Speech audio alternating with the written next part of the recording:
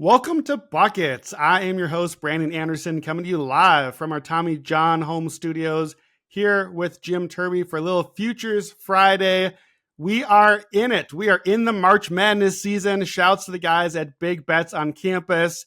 Man, what a crazy game that was yesterday. Wow, can you believe this, Cinderella? Okay, psych. We're recording this like a week before because I want to watch the games just like all the rest of you. So we are recording this on Pi Day, March 14th for March 21st Friday release. This is part 2 of a podcast series that Jim and I are doing on the biggest postseason delta for players in the NBA. Go back if you haven't yet and listen to part 1 from last Friday, March 14th. We did the positive delta value from regular season to postseason. We're looking at, okay, who gets better? And it's not all that common to get better in the postseason. It's tough just being as good as you can be. Today, my favorite, we get to go into the negative. We get to say, okay, who gets worse in the postseason? Which guys drop their value a little bit? And again, didn't really define value here or what exactly we had to mean by that. So we'll kind of see how the draft goes. On our first episode, Jim and I had the same number 1. We had a lot of the same names, but we differed in some ways as well. So I think a little bit of that thinking about how value works on this as well. So today, the pessimist version, the negative value, and then hopefully a little time for some takeaways at the end, big picture as well.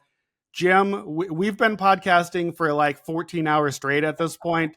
Do you have any other thoughts, or should we just jump into this thing? My only thought is that I think that this is going to we're going to have even more overlap. You and I did approach the positives in slightly different. I feel like I was hyper focused on Delta, and you were hyper focused on I'm going to get the best guys. And you got Jokic, you got Giannis, you got some of the cream of the crop. Whereas I was really trying to figure out, like, okay, so 3 BPM to 7 BPM and stuff like that. I think there are like 5, maybe 6, 7 names that I think are kind of just like, you got to get those guys. So I'm curious if we truly have the same top of our boards, and then it will be kind of fun. Like the final few picks will be, we can just like, it'll be drive by city on players that we're low on. But I think the top of this board is pretty aligned, you and I would guess. Yeah, well, we'll see. And in my defense, I would argue that I was equally focused on Delta. I just defined Delta a little differently than you. I want the top players because I'm getting them for like 6, 7, 8 more minutes, and that's providing value to me, much like, not to get into the MVP discourse, but when we look at that, it's like, well, who played enough? Like, that's why I never really thought a Joel Embiid can quite belong into a lot of these conversations, because 60 games versus 80 games is a lot more value that a guy is providing. And in the postseason, you heard negative and you're like, I need to get Joel Embiid on this podcast somehow. That's true. Of course, he is the first player mentioned on the list. I don't know where he would have landed on this list had we actually, had to count playoff performers here. Philadelphia, not in our playoff conversation, so not going to be a problem. Jim, we'll give you the number 1 pick here. You're going to start out with our first pick. Last time we did 5 rounds each. We'll see how we get here today. We don't really have a definition. We're giving you an hour of negativity, and we'll talk about what it means for some of the guys and teams along the way. You're up, first pick. All right, so the top pick last time, you were wearing the appropriate shirt. Well, guess what? You are still wearing the appropriate shirt. I am going with Julius Randle as the top pick in the biggest delta from good to bad. And this is being generous on good. Now, this is a time actually where Julius Randle is playing pretty well. He's actually playing some of his best basketball since we've seen him in Minnesota. But this is a guy who goes from shooting splits of 47, 33, 75 to 34, 28, 75. As a Knick, he averaged 22.6 points a game in the regular season, 17.1 in the postseason. And that wasn't like minutes went down or he missed a game, so it tanks up, because his turnovers went up. His BPM went from 2.1 to negative 1.8. It's painful. It's really bad. And I talked through on the other side, Minnesota to win the West at plus 4,000 was a bet that I was intrigued by. Part of that is going to be that either Randle is going to have to, it's a relatively smallish sample. I'll say that in defense of Randle, it's a relatively small sample. He's either going to have improved off of that, or Chris Finch is just going to have to mothball him. He's just going to have to say, you're getting 12 minutes a game. We'll give you the honorary start, and maybe we'll throw you a bone at the start of third quarter, but you're not clearing 20 minutes because we need to win these series. He has to be able to have that faith in his other players and the front office that he can do something like that. Or Julius Randle is the type of player who could be as negative an impact player to drag them out of a series. I really do think he has been that bad in the postseason. So again, I'm not entirely writing him off, in part because we're seeing some of his best basketball right now. It's a different system, a different coach, all of that. I'll give him the chances, but career to date, he is my number one pick as getting worse from the regular season to the postseason, which is saying a lot because I'm not that high on him in the regular season either, despite a couple of second team All NBAs. So this is really, really bad for Randle. Was he at the top of your board or not even because he's not good enough to start with? He was third, but for that reason, like he would be at the top of my board, but I already don't think much highly of him. So I had to it's like you can only deprove so much when you're already not that valuable to me. Last 4 years in the playoffs, you mentioned 23 down to 17 points a game, 39% on just twos in the postseason. That is horrendous. 39% on twos. Offensive rating with Randle on the court goes from 111 in the regular season to 92. 92 offensive rating. Like these are like hide your wife, hide your children sort of numbers. It's really bad. I don't know if it matters enough to merit being the number one pick on the board is the only reason I didn't have him that high. And hilariously, I'm going to transition to my number one pick on my board here. It's a man that kind of pairs with Julius Randle because he was traded for Julius Randle. And my top pick is Karl-Anthony Towns. So I rocked the Timberwolves shirt for reasons as we recorded. So we alluded to this. I think pretty obviously, if we had a number one Timberwolf on the positive version, that was obviously Anthony Edwards. Julius Randle is our number one pick here.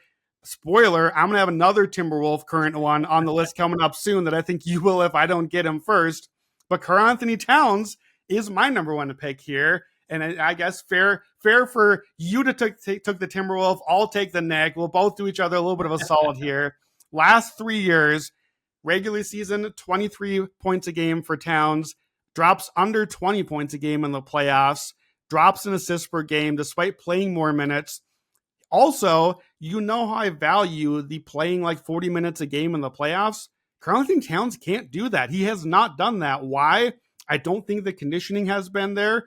And because the dude fouls like 3 times in a minute, like every third game, especially in the biggest games. Like as a scorned Timberwolves fan, how many play-in games has it been like, okay, one game to rule them all, 2 minutes into the first quarter, Towns is on the bench because he has 2 fouls already. Like he can't not foul when he needs to happen. The turnovers go up, the shooting goes down. It's not as big of a drop-off as Julius Randle, but it's a lot more important of a drop-off to me than Julius Randle, especially because it's on a team that I think is going to matter more, certainly in a role that matters more. I think, to be clear, Towns has been incredible in the regular season. I think Towns has been the more valuable player than Jalen Brunson this particular regular season for the Knicks. That's what a lot of the advanced metrics say. I think he's been really good. He also, though, is very damaging defensively. And it's not just him. Jalen Brunson is more damaging as a player, but Karl-Anthony Towns is more damaging to the team because he's the center. And if you want to have him out there for offense, which you need to because they need that, then you have to have him for defense. And the whole defense is crippled because you have Towns locking down the defense on the inside. So drops from 3.7 BPM last 3 years to 1.0 in the playoffs. Now, he, again, to his credit, he was really good last year. He was really good for the Timberwolves. He was especially good in the series against the Nuggets. I will give him his flowers, but he's still number one on my list because I've watched a lot of Karl-Anthony Towns in the biggest games that matters, and he has had his moments, and I would love for last year to be the start of just like maybe he just took some time and he turned the corner and he got there. Now, still was not a star, was good, was inconsistent, but had moments. Still a huge improvement from before. Towns is my number one pick. I think I probably had him in a tier on his own, too. He was a pretty easy number one for me. Yeah, he was 6th on my board. If we had done this exact draft 1 year ago today to the day, he would have been an easy number one. But I will say he slightly, he had his best postseason last year. I agree with you 100%. It still wasn't great. It was a delta thing. It was a delta compared to his past postseasons. The delta improved. And this is his best season of his career. So I am willing to give him a little bit of leeway, but everything you said is true. He's averaged 20 plus points a game in every season since his rookie season. He's only averaged 20 plus points per game in one postseason series. Like that, there's just a big drop off just off of that. Yeah. But then it's the fouls that go up. It's the defense where suddenly, Jason Tatum's eyes are just lighting up in that series. Anytime he gets Cat on the perimeter, that's not going anywhere. I think the offensive stuff, he could still have a good impact. He could, average. This could be the season. He averages over 20 a game in a postseason series.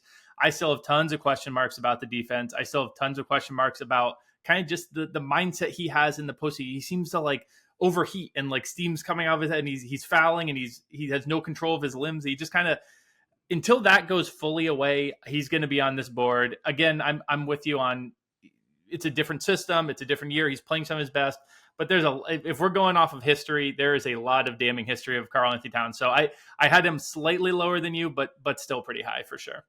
Okay, I don't think we need to add more onto Towns. Let's go to pick number 3. Let's see if we get out of the Timberwolves cycle or not here. Okay, so in all fairness, this player was not number 3 on my board, but we got to do it at this point. It's Rudy Gobert. Let's continue. Yeah. These 3 people are just kind of circling each other. It's a perfect, if we're doing narrative stuff here on the podcast, Rudy Gobert has to be the round out the top 3 of this, doomed New York, Minnesota big men who have been on the same team and interacted. He's kind of the poster child for this too. I think people would be surprised if he wasn't really high up on this. It's the typical, like, his offensive impact drops a bit, but it's really the defensive impact. He goes from being, the stable center of a incredible regular season defense to really getting picked on in the postseason a lot. He's kind of the ultimate example that people reference of, there is a difference between regular season and postseason. And unfortunately he is a perfect example. So I honestly don't have a ton to say. It's kind of, if you're listening, Rudy Gobert is kind of the poster child for this, and it's not a straight narrative one. Like Harden, I think you and I both think is more narrative than true. Gobert, unfortunately, he's incredible. I think he's genuinely an incredible regular season player, and I think he's genuinely an incredibly flawed postseason player, and he's never been able to adjust out of that in his entire career. Yeah, I agree. Even on the not really need to explain this very much, but I want to reiterate too, just because I want to be fair to Rudy, to me, this isn't even necessarily dumping on Rudy Gobert, the postseason player, which I think is usually the version that we get out of this. To me, this is Delta because he really is that valuable and good in the regular season, and that's where the Delta comes from. It's it's hard to defend in the playoffs. You're playing the best dudes in the world ever all right now. Nobody knows how to defend against Shea and Ant and all the dudes he's going to get stuck out into. Well, not Ant, I guess, but everybody's going to look bad. Jokic's going to look bad. I had a hard time making this list because I had a lot of centers on this list because I don't know if you can really stay on the court in the playoffs. Nobody can. You only stay on the court if you're incredible offensively. And that's the hard part with Towns is okay, if the offense isn't as good as it needs to be and the defense is really bad, now we have a real problem there. So yeah, Rudy, I don't know that he's not a trash can in the playoffs. He's just not good enough. Most dudes aren't good enough in the playoffs. Also, offensively, he gets a lot of cheap, easy stuff in the regular season that's just not quite there as much in the postseason. So you're taking away some free money basket sort of stuff. You're just losing value that on a Tuesday night in January, Rudy Gobert is going to give you. But when it comes down to game plans and in the playoffs, it's just not that easy anymore.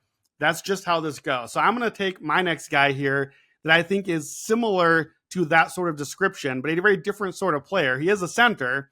I'm going to go with Domantas Sabonis as my second pick here. Yep. I thought we are in lockstep on this top 6. Yeah, so I had Sabonis second on my list. You probably had him slightly higher as well, but I appreciate the narrative pick with Rudy there. Again, so neither one of us had to take a guy from our own team, so I appreciate that. Since 2020, 19, 13, 6.5 for Sabonis, 61% two-pointers, drops down to 16 and 11, 4.5 assists. So you're losing 2 assists a game, 2 rebounds a game, 3 points a game, drop from 61 to 20 or 51% on 2. So 10% drop off, fewer free throws. He's dropped from 123 offensive rating with him on the court to 104, a huge drop off. BPM, again, Jim and I love the BPM. I know it has its flaws, but it's a good available stat. Drops from about a 5 BPM guy, which I think is a little bit overrating him, but under 1 in the postseason, 0.7 in that stretch since 2020, 52% true shooting. Just a guy that I think, again, I truly think is underrated in the regular season. I think we know what Sabonis is. I don't really need to sell anyone on why he's less valuable. We've seen him in the playoffs. We've seen it not go as well. I think especially the passing that he gets credit for in the stats, in the BPMs, I think is overrated. I don't think he's that incredible of a passer. It's a lot of DHOs and easy stuff that's no longer there as easily in the playoffs. especially when you trade away De'Aaron Fox and don't have that anymore. But in the regular season, it's valuable. He's doing a lot of stuff. He's filling up the box score with a lot of positive stuff. So I think this is similar to Rudy in that, like, I actually think, to me, right now, I think Domantas Sabonis is a clear all-NBA player, and I think maybe not even third team. Like, I think Domantas Sabonis, if we're being totally fair to the numbers and a lot of the advanced metrics that you and I use, I think he would have a case for, like, back end of the top 5 MVP ballot, which is insane. And I don't think anyone will even think about that. And the Kings are whatever, so who cares? But, like, that's how valuable he is in the regular season to that extent. And he's just not that in the playoffs. He's nothing like it. It's bad on defense. It's not valuable enough on offense. So again, he's not terrible. I just think he's really valuable in the regular season night to night, and then falls off a lot from there. Mentioning this weekend, Saturday night on NBA TV, Bucks Kings. You want to catch a little Sabonis in your life. I know you had Sabonis high on your list. Where was he for you? I had him number 2. Yeah, he would have, if I didn't want to do the very clever, all the bigs going together, he would have been my pick. The assists go down, the rebounds go down. His shooting form almost seemed like he alligator arm stuff all of a sudden because he's in his own head. Now that's something that I think theoretically could be worked through. So again, if typical, you as you come with that hot negative energy. I'm like way too Pollyannish, being like, well, maybe he could fix it this year. I do think that, like, theoretically he on one end, like, his offense could still translate. Like, everyone always calls him like the poor man's Jokic. Jokic translates beautifully the postseason. I think, it theoretically could be there, but man, we have not seen it. So yeah, he was number 2 on my board. Do you want me to move along to my third pick? So I had a clear top 4. What was that, your top 4 overall, the 4 guys we just did? No. So I have a guy, but it was 3 of the 4, and this guy is the one who. So I had a pretty big drop, and I'm kind of firing in the dark a little bit after here. Like, I had to clear those 4, and then I've got real question marks from here. So I'm curious who your 4th guy is. Go ahead. So I've got 2 guys that are in my clear top 6, and I think the only reason they aren't is because you're like, I just don't care about this team, would be my guess. That's fair. Because my number 3, I think, is a pretty clear look here. DeMar DeRozan. You can say it doesn't really matter. Here are his career shooting splits in the postseason. I mean, this is a guy who, again, oftentimes the overlap between clutch minutes and postseason success actually does translate, but he is the evidence that it does not always translate, because he is genuinely a very clutch player. But his shooting splits in the postseason: 41.8% from the field, 21.4% from 3, and then 85.2 from the free throw. He's always a good free throw shooter. That effective field goal percentage is 42.8. This is the guy I had you look up, because in like the modern era, basically, it's a bunch of dudes who played in 2000, and then it's Evan Turner, and then it's him. It is a really, really bad list. He's played 63 postseason games. He has the experience, and it's just really bad. The case against it, I think, would be that, some people don't think he's a very good regular season player. I actually have always thought he's a little bit underrated, especially as a floor raiser. He's consistent. He's out there. I actually think he's a net positive. I know a lot of the numbers don't really like him. I've liked him more than that. That all disappears in the postseason. I am not a DeMar DeRozan defender come postseason. The BPM evaporates to basically 0. And I think even that maybe is, overrated. Like, if it's underrating him in the regular season, maybe overrating him a little bit in the postseason. I hate it. He's like one of my favorite dudes in the NBA. Seems like a genuinely great guy, but man, he is bad in the postseason. So he was my number 3, and I'm guessing he just wasn't there because you just don't care about the Kings. Yeah, pretty much. I think it's true. Like, if the Kings were like the top 3 seed in the West, then I think I would have just had DeMar. Like, clearly, he was number 8 on my list, so I don't have too much more to add. Career 102 offensive rating with DeMar on the court in the playoffs, just not good enough. I do think the only reason he's slightly lower here for me is, number 1, because I don't think the Kings matter quite as much. But I will say, in his defense here, I actually think DeMar has gotten better later in his career. I think he has gotten a little more efficient and a better player overall. He's only had 1 playoff series since 2019. And it was just the one, because they lost. So it's possible that DeMar is getting better in the postseason as well. We haven't really seen him try.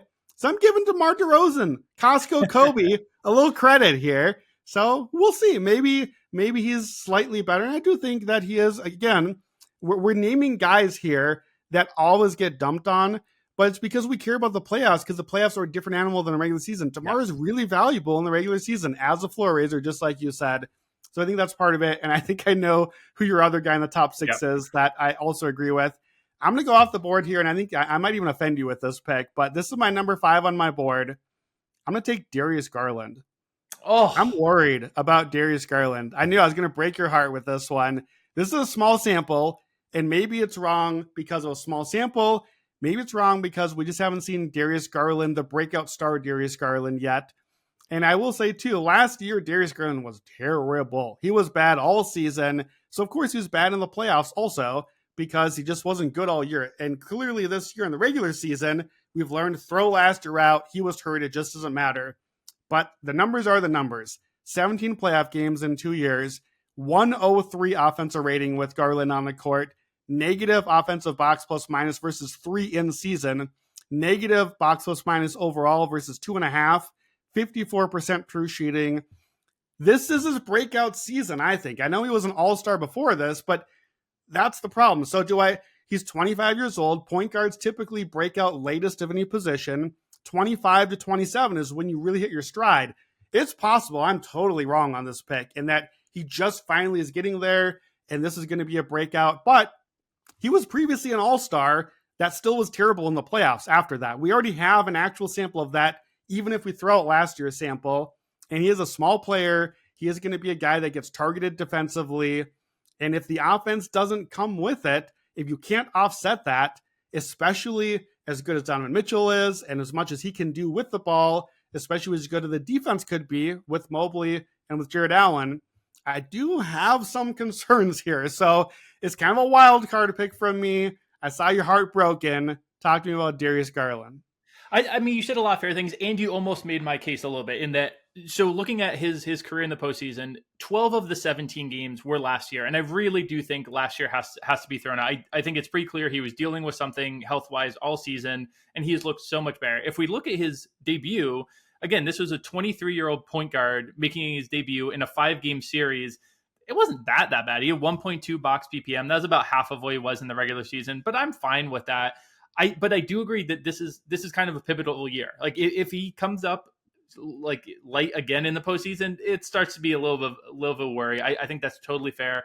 My thing, I just said with DeRozan, oftentimes clutch translates pretty well to postseason. Darius Garland has been an amazing clutch performer this season. Yeah. And I have been using that to inform some of my hope and belief in him in the postseason. Clearly, it's not always a 1-to-1. DeRozan has been a clutch player in the regular season for a long time and not in the postseason. This is a pivot year. It really is. And I'm going to maintain my faith in him for now, in part because I just am really high on him as a player in general. But I think he is the type whose game should translate pretty well. He is a small guard, which it can be tricky for small guards.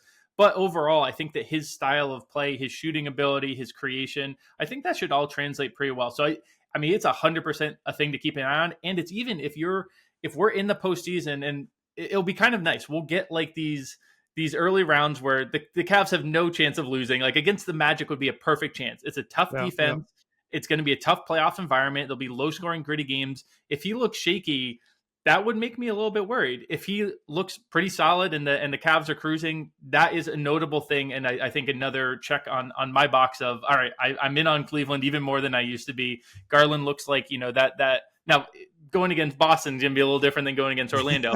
But in the postseason, it's not a postseason thing. It might just be an opponent thing. Boston's like one of the toughest for small guards to go against. So I think it's totally fair to be skeptical, but I definitely would not have him on my board in general. Yeah, I think that's fair. All right, I'm going to let you take the other low-hanging pick here that I assume is going to be coming from maybe a mountainous area of the country. No? Oh, no. This again as a player that you probably have so little respect for in general, and the team in general that I think you have them out of your playoffs. Tyler Hero has just been terrible in the postseason in general. He's got one playoff series over 46% from the field. His effective field goal percentage goes down from an already bad 53.1% to an abysmal 48.8%. Last season, he was supposedly more established. It still was 38.5% from the field and sub 50 for effective field goal percentage. It's one of those that probably doesn't matter. We can move along relatively quick, but if I'm drafting players who are bad in the postseason, I want Tyler Hero on my squad. So we can keep it relatively brief, but I want Hero on my team. You're trying to tank the draft. You want Hero on your team tank here. Exactly. I get it. Yeah. I did have him ninth on my list, but I like italicized it. I was like, yeah, we'll just skip over this. Who needs to talk about Tyler Hero on this podcast? We're talking about playoff players, so let's get to the real guys. So yeah, not much more to add there. I will say again, this has been Hero's breakout season. This is first All-Star season, so maybe there's something different there that just wasn't there yet. But even in this season, we've seen him go from like a really hot 3-month start to like slowly fading, maybe more rapidly. As what is it now? We're recording a week in advance, but I believe at the time as we're recording, the Warriors are like 15-1 with Jimmy Butler, and the Heat are like 3-15 without since the trade. So Jimmy Butler for MVP is just like a pretty clear swing there. So yeah, I don't know. We're going to be talking about the Heat too long. Maybe that's the team that the Cavs get to play in the first round and test Darius Garland out a little bit. All right, I'm going to take another bit of a wild card here, because I don't have any numbers to give you on this one, because this player has never played in the playoffs, but I'm choosing them anyway. And I'm going to take a player that echoes a previous pick of mine.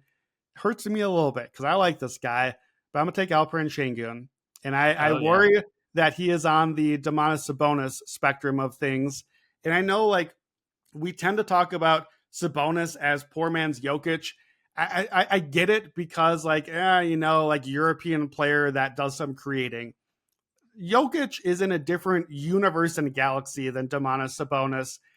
I worry that I liked Şengün a lot. I thought he was a really underrated young player coming into the season because I thought he was maybe a better Sabonis. I feel like still not Jokic. There's no comparing to Jokic. There's no new Patrick Mahomes. We're not finding new Patrick Mahomes. There's no other Jokic's. Stop doing that. I thought Şengün could be better Sabonis. Right now, this season, Şengün is worse Sabonis. He's less efficient. He's a much worse rebounder. His assists are lower. He's not a great defender, even though Houston's defense is pretty good. So what am I supposed to be excited about in a playoff setting? I don't know. Houston, to me, is a team both you and I and many other people have sort of written off in our minds and talked down on playoff chances all year. Not that I learned this necessarily, but like, this exercise kind of elucidated for me why that is, because I had no Houston guys I even considered for the positive version of this team. I have another Houston guy I will be drafting here and other Houston guys I considered for this list. There's just a lot of dudes that I think make Houston a team that, credit to Ime Udoka, like maximize them as a really good regular season team and got out of them what they could, especially as a young team. But Şengün in particular, I'm just worried it's not going to quite translate to the playoffs in a Sabonis-y sort of way. So he's my pick.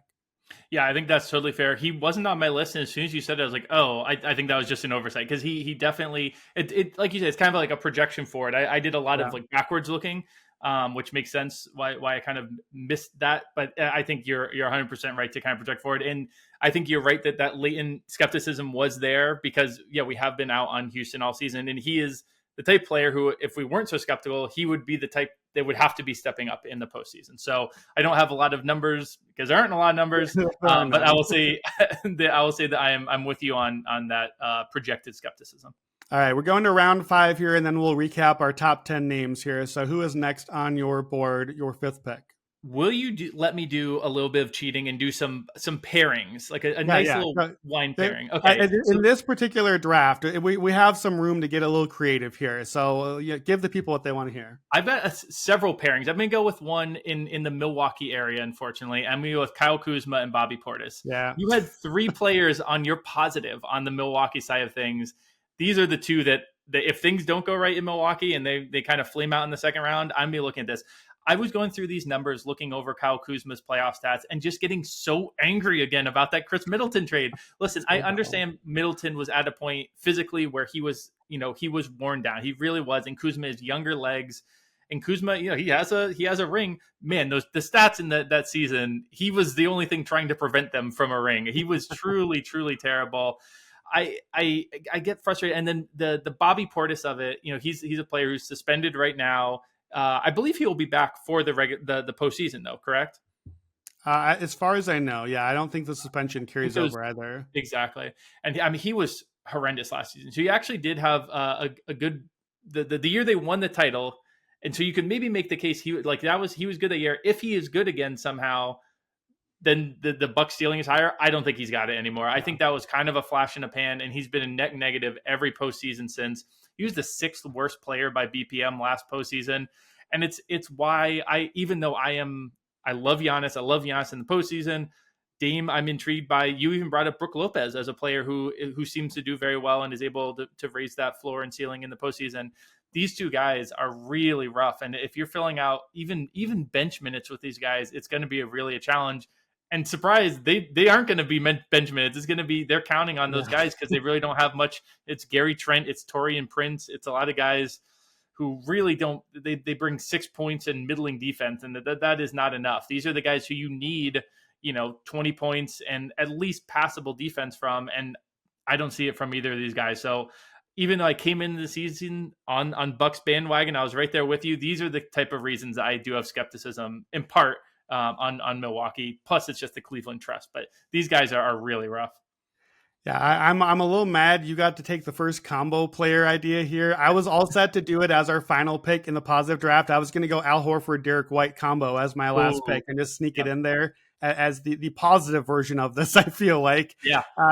Here are my notes. I had Portis and Kuzma both on this list in my dishonorable mentions. So I mentioned on the previous podcast, I think both of us had about 30 names on our list for each exercise here. So I have like 15 ranked and then 15 after that. Here are my notes. Bobby Portis, clearly worse, maybe not enough to matter. Kyle Kuzma, never good, but to be clear, included on the list. And I just want to add to that, because I think there would be a pushback on this. But Kyle Kuzma, positive contributor to the Lakers championship. Okay, let me help you out here. Kyle Kuzma, in the title year alone, 23 minutes a game, minus 3.6 BPM, 106 offensive rating. That's not good. They won the title in spite of Kyle Kuzma, not in any part because of Kyle Kuzma. End of rant. Kyle Kuzma, more to slow down LeBron that postseason than anyone on the opposite side of the court. Yeah, agreed. So, okay. That I like the combo pick there. We perhaps have reached the haters going to hate stage of the draft. So this feels like the appropriate time for me. I did give at the very, very end of our positive draft, I said a name that I've never said positive things about.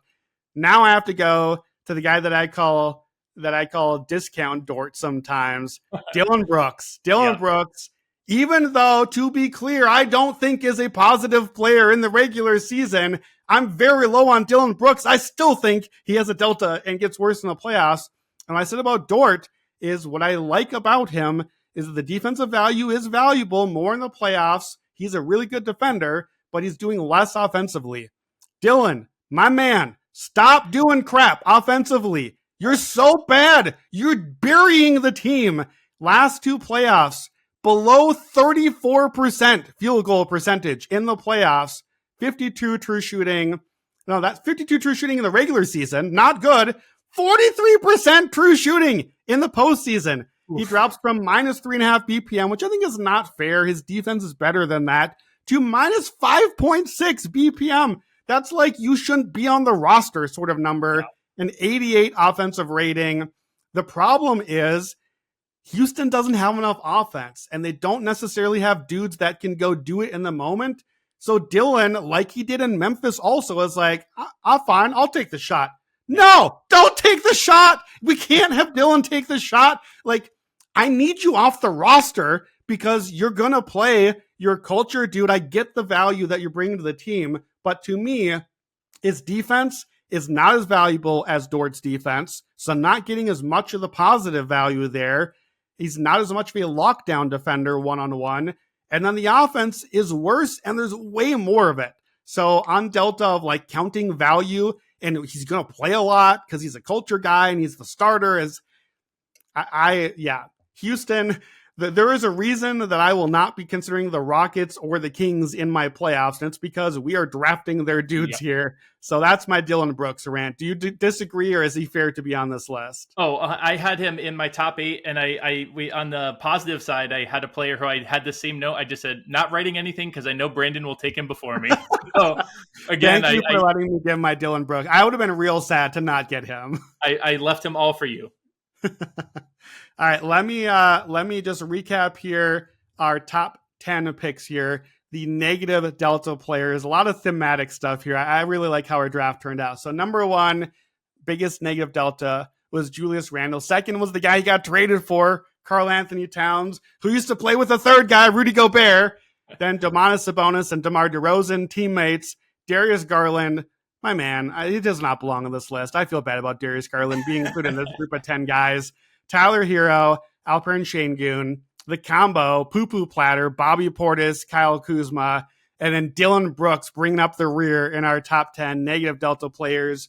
Let's do like 10 more minutes here of kind of rapid fire picks and honorable mentions. And I want to save us some time to kind of do big picture at the end as well. So do you want to do a couple more rounds here or switch to dishonorable mentions? How are you feeling? Yeah, I think we did a truly rapid fire 90 seconds on that one. Let's like take 10 minutes to say a bunch of names, but give them like kind of a little bit of back and forth on them. But we'll go through them quickly. Does that sound good?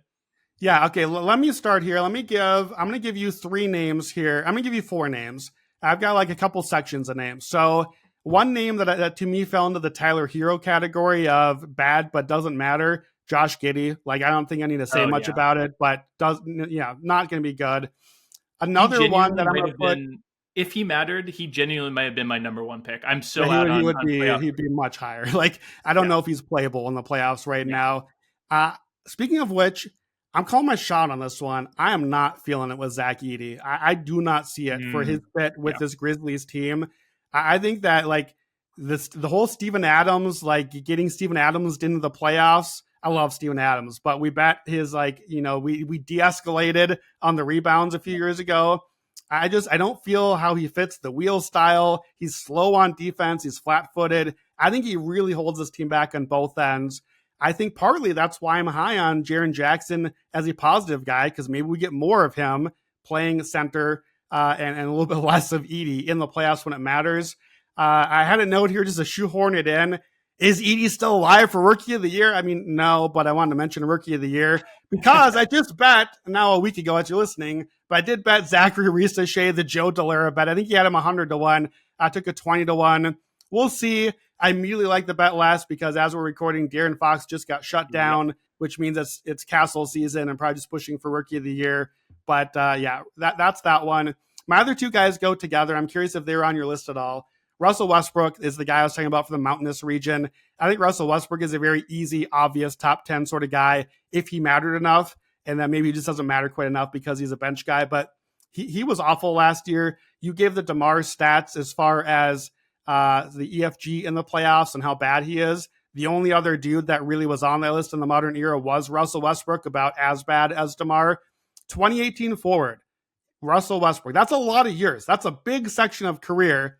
4 different teams, 29 games. So early rounds against worse teams. He goes from 2 BPM to -0.5 BPM, 46% true shooting, 96 offensive rating with Westbrook on the court.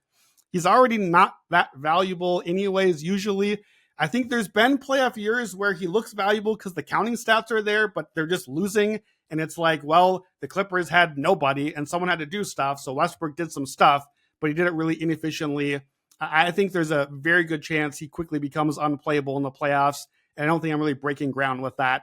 Along with him, there's a whole section of like 6 men here. So 6 men of the year, I'm going to bring that up as well. Malik Beasley is another guy here where last 3 years, he goes from 12 points a game, 27 minutes a game in the regular season to 6 points a game in under 15 minutes a game. Like he's been not playable in the playoffs.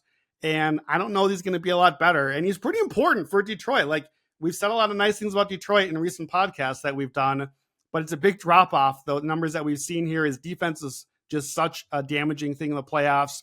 So I do think personally, maybe Beasley is live for 6 man of the year. Payne Pritchard is the leader. He's on my list as a dishonorable mention here. I don't think that's going to work that well in the playoffs. Westbrook was my preseason 6 man of the year pick. I have Ty Jerome on this list. We haven't seen it. I don't know that that's going to work that well. Turns out there's a reason these guys are playing on the bench, not in the regular season. And maybe that's just a giving value to the regular season. But I'm curious what you think in particular about Malik Beasley and Russell Westbrook, and maybe just a quick comment on 6 man of the year if you think that's a wrap at this point. Well, I will say that coming out of this, when we talked last week, I was like, I was kind of talking myself into Detroit. I got a little bit more skeptical when I did this. When I really zoomed out and thought about what it would look like, it's going to have to be that Cade is like one of these Anthony Edwards level players, or I think it's a first round exit pretty easily because the role players on Detroit really aren't too great. For 6 man, I'm going to punt for now. Maybe we can talk through it on Sunday. I haven't dug back in on it entirely, but I thought your point on Edey was interesting, and I agree that Edey, I think all season he has been very good. If you want to bet his props, you should bet his prop overs against bad teams and unders against good teams. It's been one of the easiest reads all season. He's very good against bad teams, very bad against good teams. But I think Taylor Jenkins is smart enough that I kind of just think they'll give like 30 minutes to Brandon Clark. Jaren Jackson will get 35, and Edey might literally, I think they love having him do the jump ball. He might literally start to get the jump ball, play 3 minutes, maybe start the third quarter, play 3 minutes, and play 6 minutes for the full game. And they even those 6 minutes might eventually evaporate if they're like, the jump ball doesn't matter that much. Let's just get I'm gonna Matt Moore you here though. Like, you and I both agree that's the obvious thing to do, but coaches don't necessarily do that right away. They sometimes have to earn it. So I think that there's a Steven Adams potential still there. No, that is totally fair. And if so, I will be really frustrated, and it will make me not as high on Memphis, because that's an adjustment I really think has to be made. And you're right that I'm kind of saying, oh, in my head, of course he'll make that. It's a smart adjustment to make, but it doesn't always work that way. I was curious. I have a big list. I've got a couple guys that I want to have here, but I have a bigger list of guys that I think are kind of swing pieces. I'm like skeptical or high, but I want to talk through, what do we think of this guy? Can we pivot slightly and do some of those guys? Yeah, let me do 4 more names I had as my 14 to 17 here, just because I think it's possible that they might pop on that list you're going to talk to. So maybe it'll transition us that way. These are more my Darius Garland type. These are my raise an eyebrow picks here that I was surprised landed in the negative list at all, let alone in this grouping here. So I'm not positive. That's why they're down on this list. If we'd gone 10 rounds, maybe they make it into my draft list. 4 names. Tyrese Halliburton. I love Tyrese Halliburton. I'm concerned. I'm concerned that he can't create space or find a shot. I'm concerned that he is so good at being a role player type guy like he was at Iowa State much of his career that he can just default to that sometimes. I'm concerned that he disappeared on the Olympics team and just couldn't find playing time, even though I wanted him to, even though I thought he was playing well. If coaches keep not playing you at some point, that probably means something. He wasn't great in last year's playoffs, but he wasn't healthy in last year's playoffs. We've seen really up and down version this season as well. I'm not like, this is the guy that Matt Moore and I had 5th in our Elite 100 before the season. You should not be in consideration at all for this list. If that is the case, maybe that speaks to our ranking. This one hurts. My number 15 is Jrue Holiday. And that really hurts me because I love Jrue Holiday, and he is the guy that I would usually just assume is on the positive list. But for his career, Jrue Holiday's playoff numbers are pretty ghastly. Like, the shooting numbers are real bad on Milwaukee in particular. Now, I do think he doesn't have to do as much now, and that matters. He was kind of being the number 2 in Milwaukee in a lot of those games. The numbers are bad. The offensive rating really goes down. The defensive rating goes up, so that does help. He's really, really good defensively, even more so in the postseason. But he's been pretty rough this season, too. And I don't know if there's another gear still there. I want to believe. I counted Al Horford belief in my positive list as like, you're not been great, but I think it's still there. I'm not positive that it is with Jrue Holiday. I really hope to be wrong about him. 2 more names I hope to be wrong about. Damian Lillard's on my bad list. You had him as an honorable mention on your positive list. Damian Lillard certainly has had 2 playoff winning jumpers, like walk-off jumpers. So we remember that. We remember the Dame time, right? Like, that's Dame. We think of him as this clutch player. The numbers are pretty rough for his season in the career. Peak Dame was usually like a 7.5 BPM player. In the playoffs, he would go down to like 4 or 5. Still a good player, but like, that is a real drop-off. Last 2 playoffs, he's been really, really good. So maybe that was just kind of a fluke, maybe with some injuries or bad shooting. But overall, the numbers have not really been that good. It's been worse in the playoffs, even though a guy that I like a lot, and frankly, that I think is underrated in the regular season. So that's a little bit of like, there's more room to drop off if you're that good in the regular season. I think even like Steph level for much of the time. Then my last one is a projection, and it's a really dumb reason for it. I'm worried about Cade Cunningham, about being this good in the playoffs. Here's the projection. I scout my guys in college. I'm watching for the NBA draft. We got 2 March Madness games from Cade Cunningham. And I know I'm really quoting March Madness stats at you. It's March Madness. That's why. In those 2 games, Cade shot 9 of 34 from the field, 27%, including 3 of 15 on twos. That's the key number to me.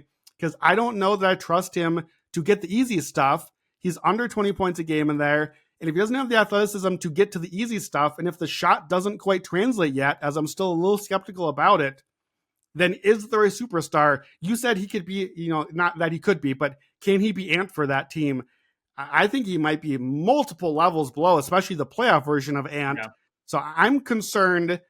I think we do Cade as like on the Luka spectrum, but I'm concerned that Cade to Luka might be the Sabonis to Jokic version of that analogy. That's just like, okay, but not the same thing. Yeah. Maybe I'm wrong. I clearly haven't been able to watch Detroit a lot this season, but I'm curious if any of those four names were on your list of swing guys: Halliburton, Drew Holiday, Dame, and Cade Cunningham. And then you can talk about that and then get to your swing guys from there. Yeah, three of those four are guys that I had thoughts remaining on. Cade is the one that I did less projecting forward on this. I wanted to be looking mostly backwards, and I don't follow college basketball at all, so I don't even have any context for Cade. But it's an interesting thought, and again, I think a general takeaway from this is a little bit lower on Detroit than having come into this. I think that's a fair takeaway. Halliburton, I had Halliburton because in my mind, I thought the exact same thing as you. Man, that was a rough postseason last year. Like really skeptical. Guess what I'm sure you looked. Guess what his box plus minus was last year in 15 games? Not nothing. Yeah, no, it wasn't bad. He had really good stretches. It was 6. Yeah. And I agree. I think it was some good stretches kind of covering up some bad stretches. He very much is a pivot guy for me because one of my takeaways from this is vaguely intrigued by Indiana. I had Andrew Nembhard and Obi Toppin as kind of role players in the good side, and you had Pascal Siakam, who was also in my honorable mention. So there's a lot of Indy guys on the good side there, whereas I didn't really have too many on the bad side. Miles Turner is a little bit sketchier of a shooter, but again, there's a fair amount to like with Indiana. If Halliburton is an actual 6 BPM player, certainly I would like them at probably a decent number in that first round matchup against Milwaukee, who we just talked about all the bottom of the barrel stuff for them. Yeah. Against Cleveland, they are the type of team Cleveland you're going to have to score to keep up with. Indiana at their peak can score. So it makes me more intrigued in Indiana if Halliburton looks good. The Dame thing I think is really interesting. Let me give one other comment on Halliburton. I did have 127 offensive rating with Halliburton in the playoffs last year. Still pretty good. I said Jokic 128. So we're talking about Jokic level offense down from 129. So basically it's still effectively the same thing. One other red flag I wanted to point out though, they in the first 2 rounds last year, they lost both games. He scored 6 points in one game and 9 points in one game. He goes very missing. To me, it's the passivity thing. And I know like for years we've seen LeBron be kind of passive in game ones and like feel out the opponent, sort of set up the teammates. You're not LeBron. Like you can't do that. You got to come out firing if you're going to be the star of the team. So to me, it's the perceived passivity that I'm a little bit worried about. And those game ones kind of stood out to me. You don't want to dig yourself a hole right away. So that was one other thing with him. Go on with Dame. With Dame, I think he is one of the ones that pivots really hard on matchup. Some of those bad ones, it was that Drew Holiday had him in jail for the entire series. So I think for him against an Indiana that, they've got a couple of decent perimeter. No one like Drew Holiday. I'd be higher on Dame. Whereas when we then get to Boston, and I'll use this to pivot to Drew, if Drew is still that level, then I'm going to be a little bit more skeptical of Dame. I think he pivots by matchup a lot. The Drew one I have in my notes is Drew Holiday, the single most actually important pivot point, because he's on those big 4 teams. He's as big of a question mark as I have. And I think I'm leaning towards your side of being a little bit skeptical. I am that the play has fallen off this year. The play has fallen off in recent postseasons. Even last year, he was not good. The shooting really has coming on, and watching them in big games this season, even the regular season, hasn't been great. So I think I am a little bit skeptical of Drew, which is maybe why I keep coming back to Boston skepticism. I'll use that to transition to 2 names on the other side. The other, kind of maybe title favorite in OKC. I just have the Oklahoma City Whites. I have Alex Caruso and Chet Holmgren. I have question marks about both these guys. When they signed Caruso over the offseason, I was like, this is an amazing piece. I remembered him kind of in his clutch shooting that he had been doing in Chicago, which is like, wow, this guy's like a clutch shooter. This is amazing. He's like closing out games. He's been really bad since he's come to OKC. He hasn't been able to stay healthy. The shooting has dropped off notably.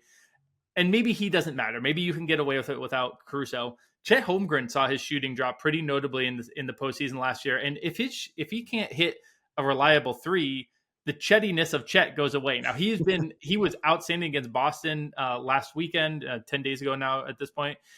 I am a big Chet believer in terms of mentality. I don't do a whole lot of mentality. You and I have thrown out a trillion numbers on these episodes, and very little have we been like, he's got that dog. Chet kind of seems like he's got that dog though. Yeah, So I think I very much am on the. I think it was a small sample, first time in the playoffs. I think I am a Chet believer. But the numbers are the numbers did drop, so I want to see it from him. J-Dub is the one who I'm always a little bit skeptical on, and then I look at the numbers and he was great. So I think there's OKC has a lot of these guys who I really just want to see another postseason from. They're relatively new onto the scene, as they're going to be they're going to be here for a long time. They got the draft picks out the wazoo. They've got Shea. They'll be around. We will get huge samples of these guys. I think that Chet's going to be fine. I'm a little more worried about Caruso. J-Dub, I'm kind of torn in between. So we've kind of got the three looks there. What are your thoughts on the Oklahoma City guys? Yeah, I would add into the OKC Whites, Isaiah Hartenstein, I think also falls into this mix. His Secret, defense, not white. He was on my positive, actually.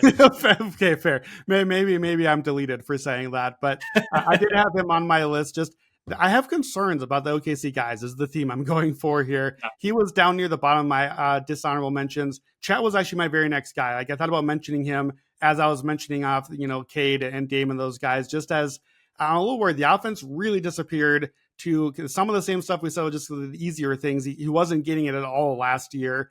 And I don't know if the physicality is there enough to let the defense sparkle. I'm a huge Chet believer like you. I think long-term, I will feel great about it. I think long-term, he's a guy that can go in the top 10 positive players. I don't know if he's there yet. Thunder, Clippers, Sunday night on NBA TV, just to throw that in there. I had a list of guys that I called not necessarily worse, but might be maxed out. I had J-Dub and Shea on that list. They're basically like, I had, just to give those names, I have J-Dub is fourth on that list, Shea is second, Tatum third, and Luka number one. That's the group of guys on that list where I'm like, okay, I don't necessarily, we talked about like, it's still valuable if you're really good in the regular season to be as good in the postseason. That's still valuable. You're supposed to get worse. I don't know if these guys have another level to go up, though, is the problem. Yeah. And it's interesting because here we are with the number 1 seed, Oklahoma City Thunder, and the title favorite, Boston Celtics, as the number 2 seed. And, maybe the number 2 seed, as you're still listening, Los Angeles Lakers.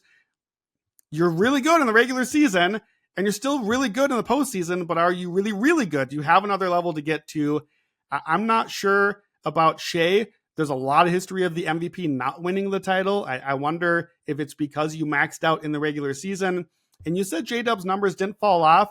J-Dub's BPM didn't fall off, but it's because he took a defensive leap in the playoffs. The offense was a lot worse. The offense, you remember, I was way out on J-Dub last year. I was like, bro, can you shoot a 3? Can you do anything? I'm concerned about that part of it. His defense, I think, jumped to what he has been this regular season, really, really good. But it sort of disguised, I think, just how bad he dropped from 58% on twos to sub 50, 43% to 39% on threes on not really great volume. So I am concerned with him as well. And I think we both have been a little skeptical on OKC for the season into the postseason, that these guys are showing up as maybe this list, but probably not the other list, I think is a real reason for concern. Yeah, 100%. I really do think, like, I can't remember now, we're back to backing these, so it's bleeding over, but I can't remember if I said this, and I think it was in this episode, that I am kind of using this as a time to cash in a little bit on some OKC stuff. I think if you followed on all the preseason OKC stuff, it's in outstanding shape. To me, this is a time to leverage it a little bit, and it brings me to two final points I want to get to. We're bumping up on time here, but another secret pivot point, I think, is Christian Brown. He has improved a lot, but he has been really bad in the postseason. You have Russell Westbrook on your list. If Brown and Westbrook are both not useful in the playoffs, that starts to be really tight. Then it's really Jamal Murray has to be at his like top tier. So I want to get your thoughts on him. But then my final biggest takeaway overall, which going to seem a little bit crazy, but it's specific this pod. The number 1 player on each of these 2 drafts was a Minnesota player. So what does Chris Finch's rotations look like? Can he go down to Conley, who has historically held very well in the postseason, but he's old, and Dante DiVincenzo, who I didn't get to shout out in the other podcast, but he had a big series for the Knicks. Again, small sample, but he looked good, and he does have a little bit of that Chet Holmgren dog, I think, in him. Jaden McDaniels, who I shouted on the good, and then rotate one of the sketchy bigs. Naz Reid honestly hasn't been amazing in the playoffs either. Gobert and Randle. Can he do enough of that small ball to fuel a run? I'd be pretty high on them if so. I don't know if I have faith in it happening, but at 40-1 to come out of the West, I think for both episodes as a whole, that is my favorite bet, because I do, the ant of it all is just sitting right there with some pieces who have decent postseason success. So I think that's my biggest takeaway from the two podcasts as a whole. Yeah, I think it's an important takeaway. I don't have too much on Christian Brown, only because I don't really feel Christian Brown has been incredible this season. I think it's just that Jokic is incredible and makes Christian Brown incredible. So I believe in Jokic, so I believe in Jokic finding a way to make Christian Brown still pretty good in the playoffs, or at least what he can be. A few other names I want to mention here. I'm sad I never got to officially take like a pairing of players ever. I really let myself down on that one. I think the Thompson twins I was going to take together as just like the athletic transition, easy stuff that they do is just going to be less in the playoffs. Yeah. So I'm a little concerned there till they get the shooting better. Cavs bench and Grizzlies bench were both going to be on my list. I mean, most teams' benches, but those are teams that matter. The Grizzlies go deep in the rotation. Can they shorten it? Will they shorten it? I don't necessarily trust Scottie Pippen Jr. I don't trust Luke Kennard or Santi Aldama in playoff settings. Are they going to actually shorten the rotation like we want them to? Or are they going to keep playing the stars 30 minutes? Grizzlies, Clippers tonight on NBA TV if you're paying attention to that one. Cavs bench, Sam Merrill, not a playoff guy. He got played off the court. Isaac Okoro, not a playoff guy. Ty Jerome hasn't played in the playoffs, did win a championship in college with DeAndre Hunter. I'm not necessarily convinced DeAndre Hunter is the best guy that they want in their rotation. Max Strus has not been that great. The shots haven't been falling at times for him. So again, just things I have my eye on because those are teams that obviously matter quite a bit. I did have Jared Allen also in my like dishonorable mentions. He's had a couple pretty rough playoff runs. He had the one where he's just like, I wasn't ready for it, right? In the Knicks series. So, you got to be ready. You're hopefully going to get a bunch of series this year. And then one other combo, Buddy Hield and Jonathan Kuminga. For all the positives said about the Warriors, we should be saying Warriors stock, but I think the rest of the team around them is still not that great. So that's one thing for me. I kind of just looked at big picture of, okay, what teams stood out to me better or worse? So just really quickly to me, my futures takeaway is I should still believe in the Nuggets. I had Jokic, number 3, and Jamal Murray, number 5. I do have Russ on my bottom list, and I did mention Christian Brown as lesser value here. But to me, just Jokic, Murray, both top 5 in positive delta is why I should still believe them.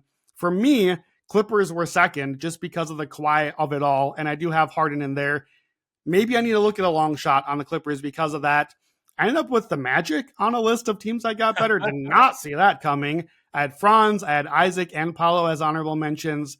Warriors are a team in here. Lakers too. We didn't say much about them here. Heaven forbid on a podcast not say much about the Lakers.